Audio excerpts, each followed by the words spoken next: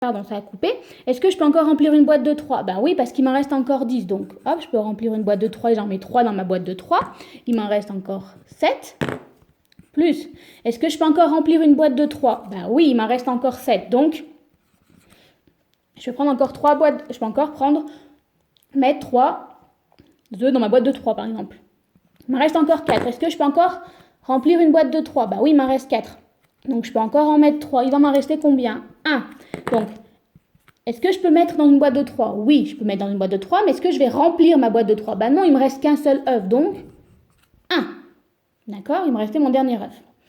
Donc, je l'ai écrit comme ceci. Elle est assez longue. Donc, si on reprend, là, 3 sur 3, ça fait une unité. Hop. Ici, 3 sur 3, ça fait encore une unité. 3 sur 3, bah, ça fait toujours une boîte entière. Elle est remplie, ma boîte, elle est entière. Hop. Je vais barrer à fur et à mesure pour ne pas me perdre. Donc, mais 3 sur 3, 1, 2, 3, 4, 5, 1, 2, 3, 4, 5, j'en ai déjà perdu, 1, 2, 3, 4, 5. Quand j'ai eu 3 objets dans une boîte, alors que de 3, bah, ma boîte elle est remplie, je peux la fermer, c'est fini. Hein, j'ai une boîte entière.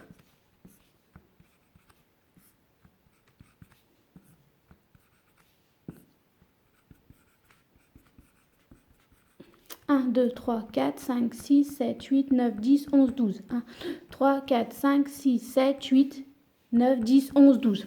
Donc, j'ai bien 12 boîtes entières, d'accord, que j'ai remplies. Plus, bah, après, il me reste un œuf dans une boîte de 3. D'accord? C'est-à-dire que elle, la boîte, elle n'est pas encore remplie. Un tiers. D'accord?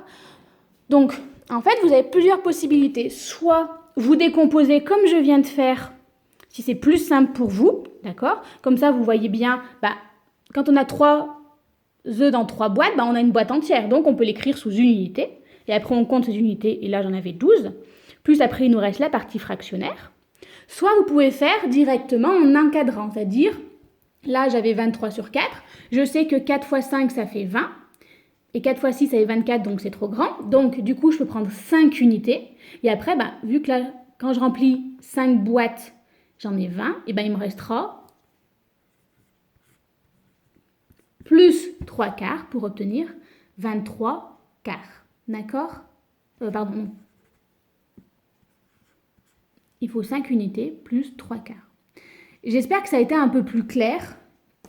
Parce que j'ai cru comprendre que pour certains c'était un peu compliqué, ce qui est normal, hein, les fractions c'est compliqué, mais là c'est très important de comprendre cette notion de, il y a une partie entière d'unité, c'est-à-dire que ma boîte une fois qu'elle est remplie, bah, ça m'en fait une, d'accord, mais qu'après j'ai une partie qui elle n'est pas entière, qui est une fraction fractionnaire, d'accord, donc ça c'est faut bien essayer d'identifier ça, voilà.